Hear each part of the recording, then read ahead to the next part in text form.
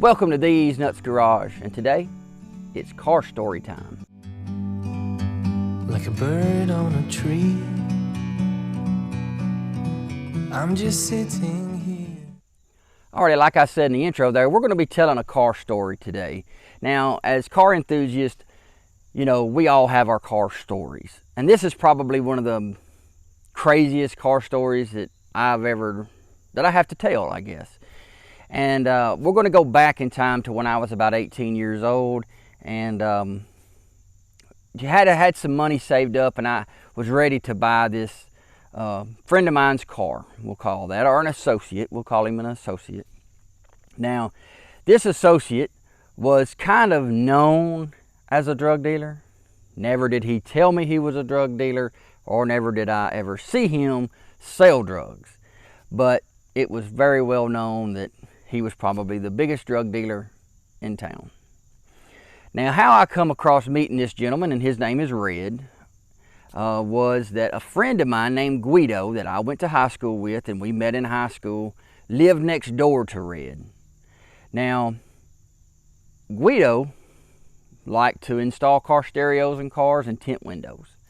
And that's what he did to make money on the side while he was in high school, was he installed car stereos, tinted windows, and I started helping him do that.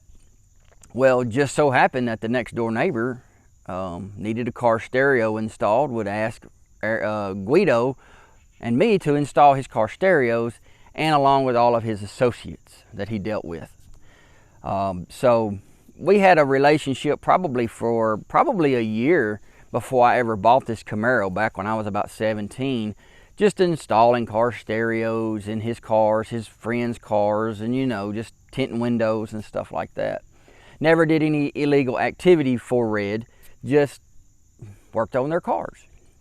Now, leading up to this point, I had worked on this particular vehicle, which was a 1982 Camaro Z28. Now, I think we had put the stereo in it, some speakers, maybe Guido had tinted the windows, and things like that on the car. So I knew the car. We had actually taken the cars out several times over the weekends, you know, cruising as we used to do back in the day. Now, that cruising with the vehicles, or the Camaros, were another story for another day. So if you want to hear that story, give the video a big thumbs up. Now, it come to the point where I was ready to purchase this vehicle. The asking price that I was told by Red was $3,000, and I had a little money saved up, and I was ready to buy the Camaro. So I told Red, I said, hey man, I want to buy your car. And he was like, all right, well, this Saturday, we'll go and pick the car up. Okay. He said, I got it in storage. The reason why the car was in storage was because the car was too hot for him to drive anymore. It drew too much attention. And being a drug dealer, attention is not what you want from the law enforcement. So he had taken the car and stored it. So at this point in time, he was driving a red Mazda 323. Now, it's a four-door, nothing special, didn't draw any attention at all. So that morning, I go to my friend's house, Guido, who lives next door to Red, and I said, hey, I'm ready to go pick up my Camaro. He was like, all right, let me call them, the people who have my car in storage, and tell them to get the car ready. So he picks up the phone, calls them, says, hey, I'll be there in about an hour and a half, have my car ready.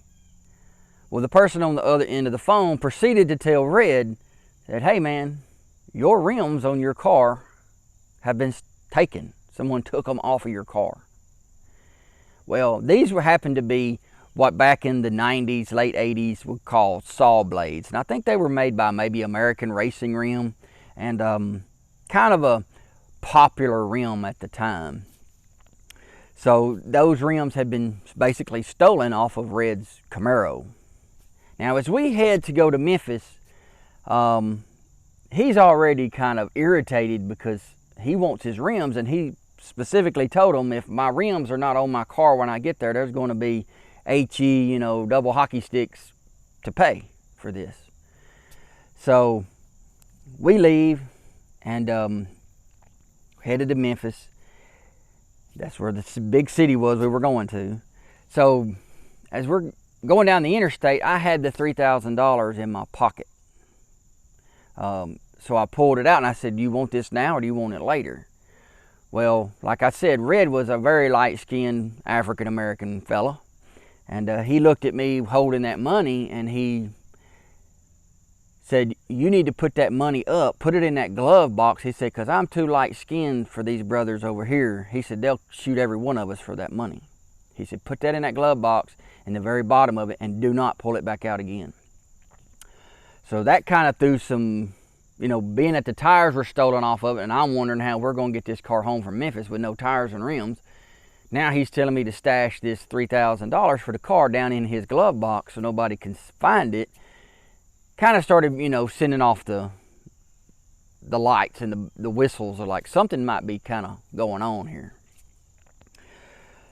So as we come into Memphis, I don't know where we went into Memphis, Tennessee, but I would say that it's not a place that I would want to be on a daily basis. It might not be safe for me in that area. Now, as we come into Memphis, I don't remember what road we were on, but all of a sudden, Red just starts flipping out about somebody's, there goes somebody. He called the gentleman by his name, and I don't remember what it was, but he started just kind of fussing. Some gun's going to turn around, pull me over. And I thought maybe it was a cop or something. But nope, it was a brand new Jaguar. Turned around in the median and started chasing us down.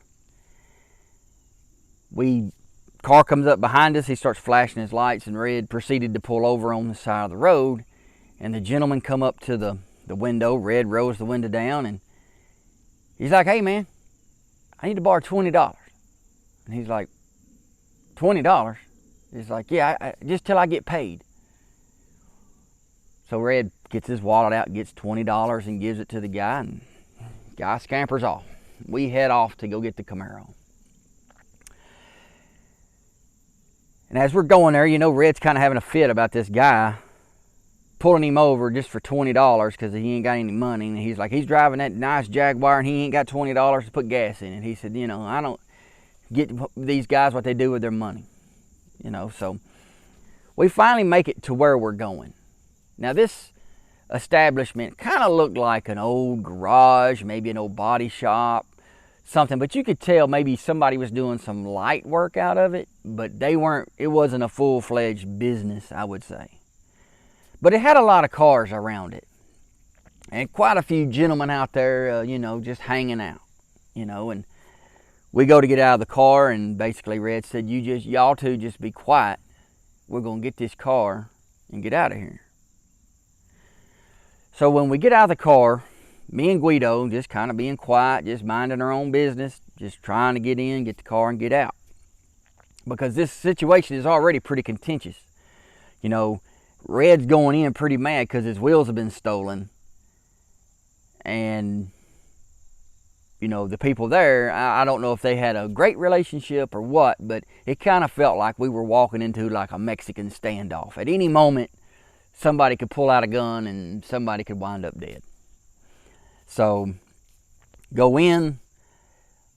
Apparently, the people that took the rims off of the car messed up the tires that were on those saw blade rims and came back and put factory Camaro rims on it, which were the correct rims for that car.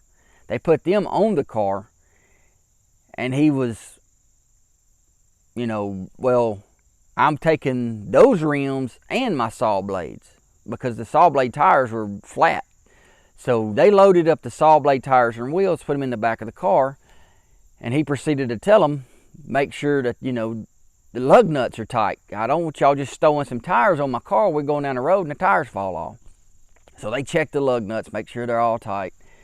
And as they're doing that, he kind of walks over to me and kind of leans into me. He said, when we get this car out of this garage, you leave this town and you don't stop till you get out of town, till you get home.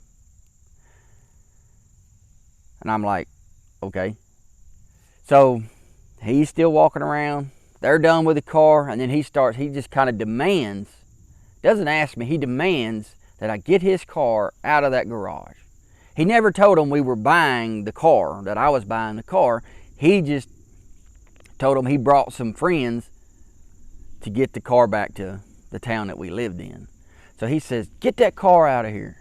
So I jump in the Camaro, back it out. Guido jumps in the car, and we take off to go back home. Never stopped that car until we got back home, because I didn't know who might have been following us or what was going down. All I know is when I got in the car and took off, Red was shortly behind us. All right, so if you liked the video, give it a big thumbs up. And if you haven't subscribed to the channel, I'd ask that you please subscribe to the channel, because I will have a few more stories about this car before I bought it, while I owned it, and then the fatal ending of Red, the drug dealer. So also comment down below, what's your car story? You know, was it buying a car, you know, racing a car, or trying to outrun the law? I mean, everybody has a car story. So if you got one, kind of comment down below. Also share this video to your friends, because sharing is caring, and we're trying to grow the channel. I think as of this video this morning, we have reached 1,700 subscribers. So I thank each and every one of you for helping support Thez Nutz Garage.